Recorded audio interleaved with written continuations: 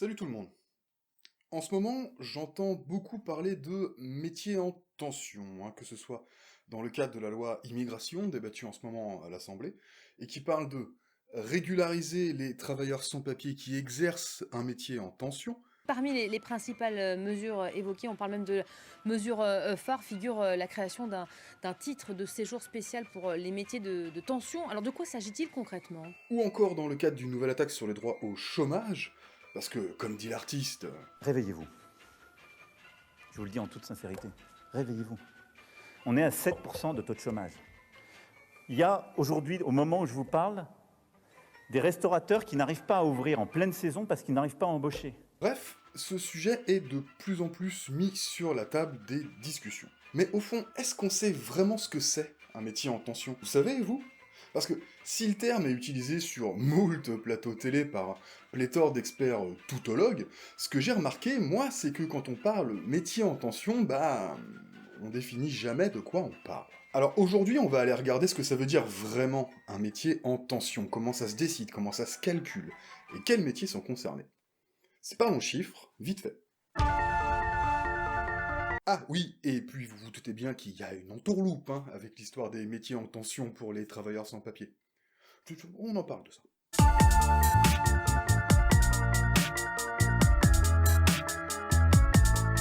Un métier en tension, c'est un métier qui connaît des difficultés de recrutement. Merci Captain Obvious. Des difficultés de recrutement en général parce qu'il y a trop de demandes de travail et ou pas assez d'offres. Je vais faire une parenthèse là parce que j'ai pas envie de vous perdre. Quand on parle de marché du travail, il faut accepter le fait qu'il existerait un marché quelque part au sein duquel on s'échangerait quelque chose. C'est le principe d'un marché. Sur le marché du travail, comme son nom l'indique, ce quelque chose qui est échangé, qui se monnaie, c'est du travail. Or, qui est le détenteur de la force de travail? Ce sont les travailleurs. Donc en théorie économique, et c'est là que je voudrais pas vous perdre, en réalité, ce qu'on appelle la demande de travail, ce sont les entreprises qui demandent aux travailleurs de venir produire chez eux. Et ce qu'on appelle l'offre de travail, ce sont les travailleurs, parce que ce sont eux qui offrent leur travail, leur capacité productive aux entreprises, moyennant un salaire. Il faut renverser l'image qu'on a généralement, et qui nous vient du fonctionnement de Pôle emploi, qui nous fait penser que la demande de travail, ce sont les demandeurs d'emploi, et que l'offre de travail, c'est les entreprises qui font des offres d'emploi. Non, non, c'est renversé. Donc, demande de travail, entreprise, offre de travail, travailleur, demande d'emploi, travailleur, offre d'emploi, entreprise.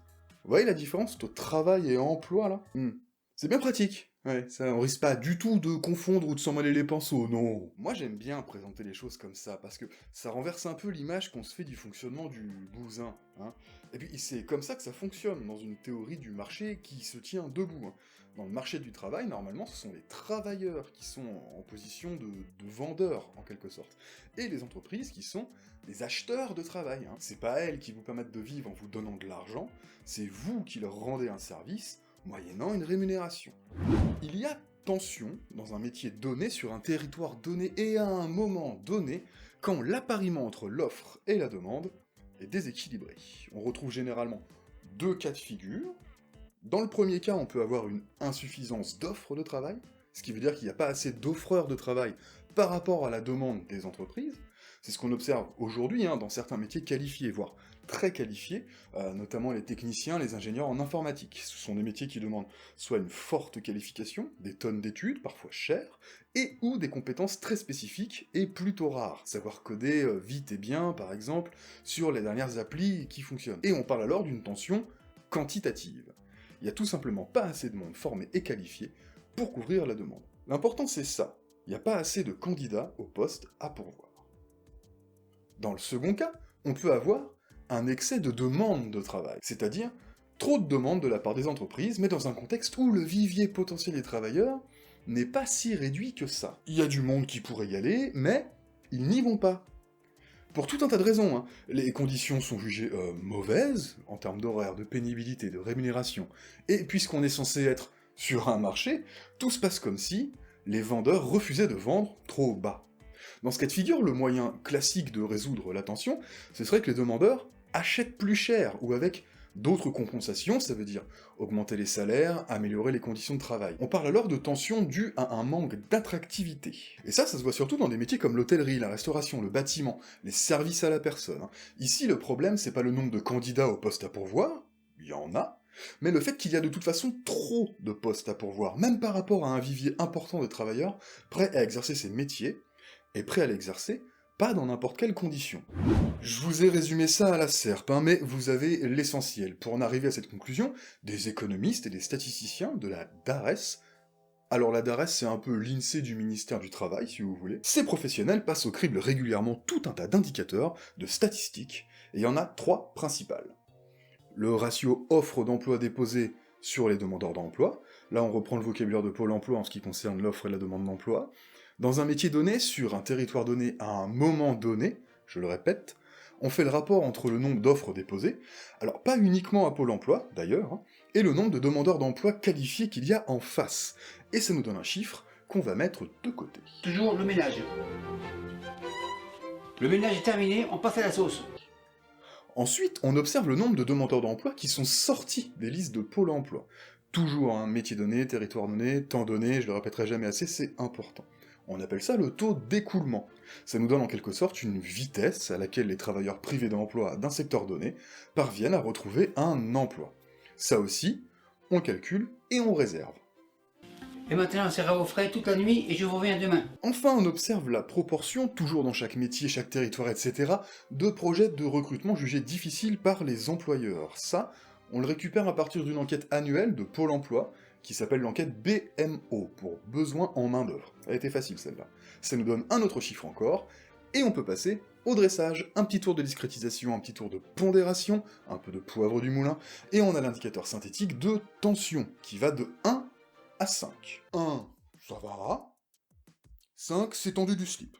C'est pas plus compliqué que ça.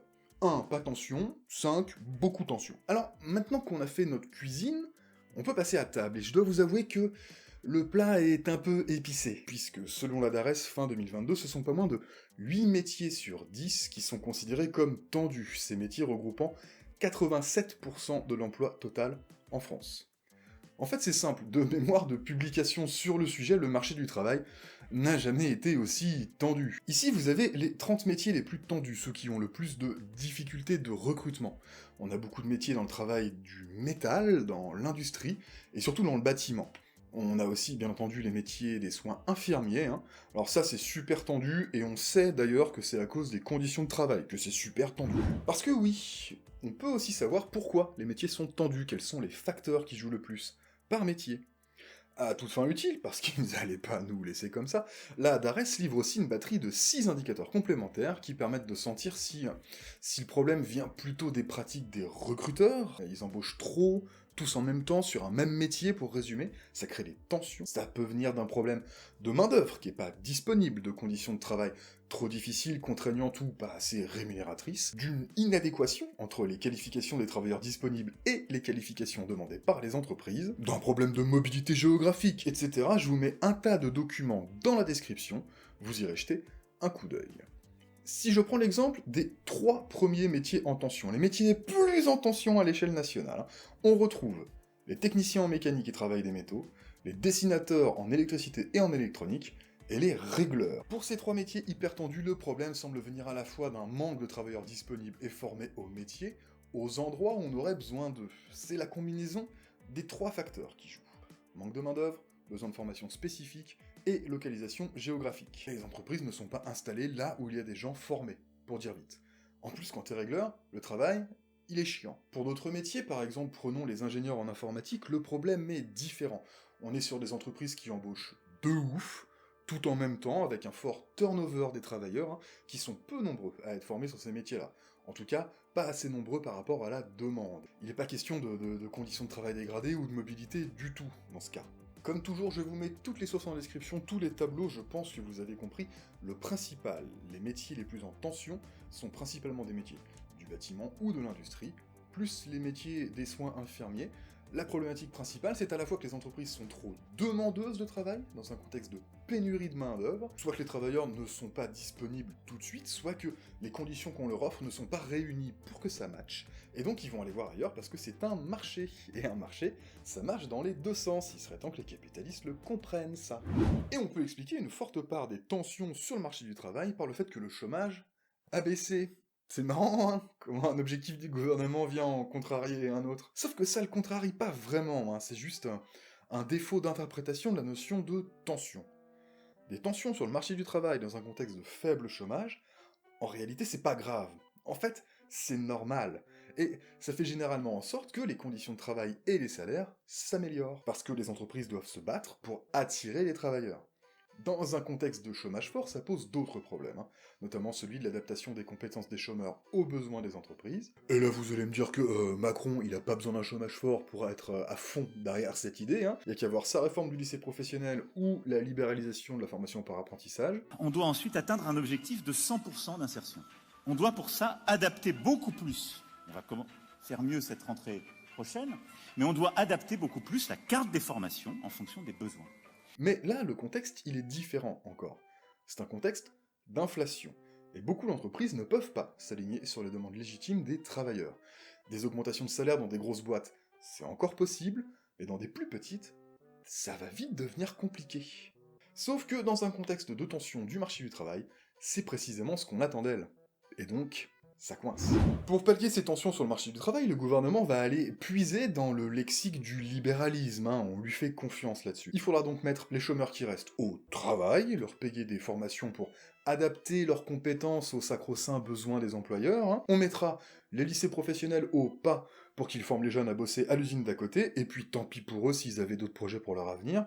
On poussera pourquoi pas les travailleurs à déménager pour aller occuper des emplois ailleurs, et on pourrait faire venir des immigrés pour occuper les emplois aussi, non? Pourquoi pas? Non? Alors, dans un contexte économique favorable et dans une société normale, oui, c'est une solution qui s'entend qu'on l'a déjà pratiquée en France par le passé, et qui se pratique également dans plein d'autres pays du monde. Avec une population vieillissante et des besoins forts, pour travailler et pour produire, c'est pas idiot de faire appel à une population étrangère et qualifiée pour occuper les postes qu'on n'arrive pas à pourvoir. Sauf qu'on est en France en 2023 et que le contexte est...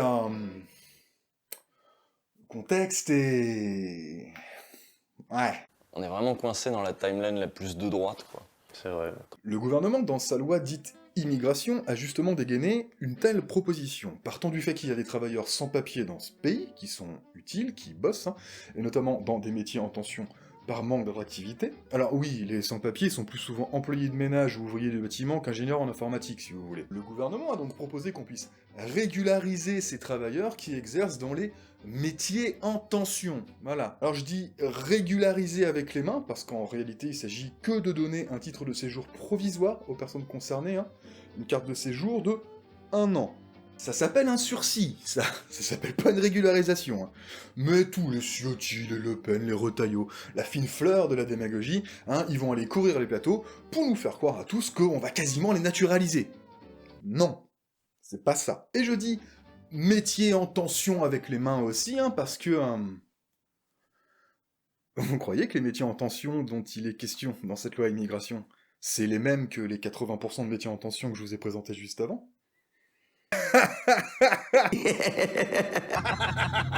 Vous êtes naïf. Regardons le projet de loi proprement dit. L'étranger qui a exercé une activité professionnelle salariée figurant dans la liste des métiers et zones géographiques caractérisés par des difficultés de recrutement, définies à l'article L414-13 durant au moins 8 mois et blablabla, se voit délivrer de plein droit une carte de séjour temporaire portant la mention « Travail dans des métiers en tension d'une durée d'1 an ». Qu'est-ce que ça nous dit l'article L414-13 du Code de l'entrée et du séjour des étrangers et du droit d'asile ? Allez rebelote, lorsque la délivrance du titre de séjour est subordonnée à la détention préalable de l'autorisation de travail prévue à l'article Prout du Code du travail, la situation du marché de l'emploi est opposable au demandeur, sauf lorsque le présent code en dispose autrement, et notamment lorsque la demande de l'étranger concerne un métier et une zone géographique caractérisée par des difficultés de recrutement. La liste de ces métiers et zones géographiques est établie par l'autorité administrative, après consultation des organisations syndicales représentatives d'employeurs et de salariés. Et alors là, il faut aller chercher cette liste établie par l'autorité administrative, et il se trouve que je l'ai dans mes mains. Ça vous épate, Et autant vous dire que ça fait pas 80% des métiers. J'ai compté, et il y a la bagatelle de 77 métiers autorisés. En tout, et certains ne sont autorisés que dans une seule région. Par exemple, si vous êtes chef cuisinier en Normandie, ça passe. Si c'est en Bretagne ou ailleurs, ça passe pas. Cet arrêté, il a pour point de départ la liste des métiers en tension par région faite par la DARES, mais cette liste est renégociée derrière avec les partenaires sociaux. C'est une liste qui est par ailleurs assez figée, alors celle-là date de 2021, mais la précédente, elle datait de 2008. Autant vous dire que c'est pas une priorité du gouvernement de tenir ce truc à jour. Bref, elle n'a plus grand chose à voir avec le travail fastidieux des statisticiens qui se caguent à regarder trimestre après trimestre comment l'offre de travail s'apparie avec la demande.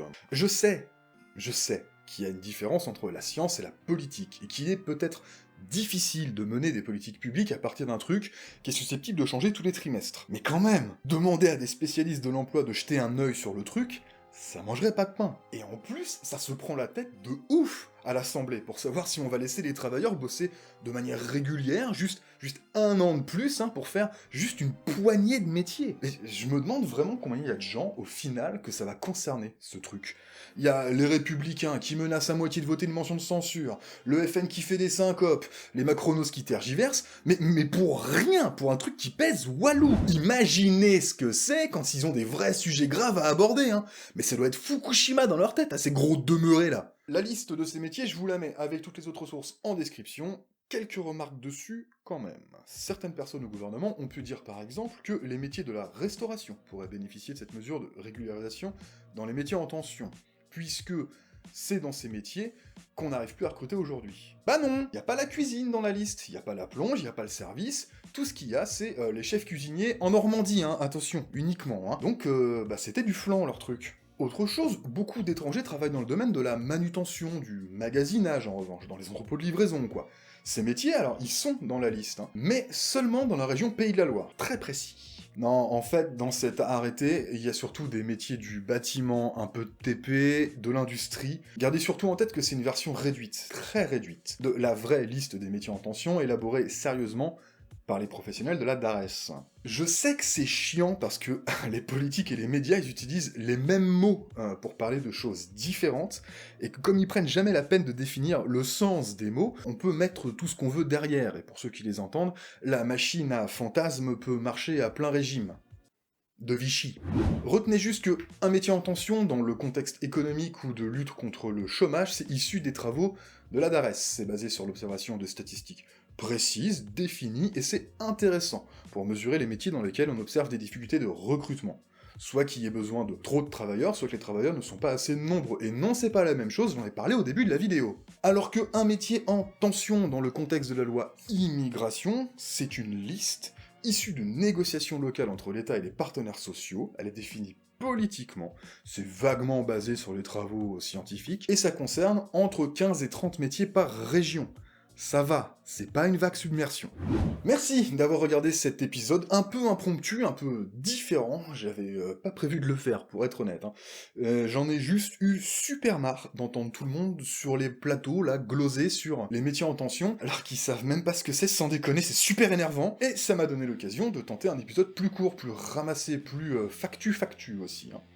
N'hésitez pas à me dire ce que vous en pensez dans les commentaires, parce que un format plus court, ça peut aussi me permettre de sortir plus de vidéos, donc si vous êtes chaud, let's go. Si vous préférez les épisodes plus longs, plus posés, plus fouillés, let's go aussi. On se retrouve tous bientôt pour le prochain épisode. À la prochaine fois.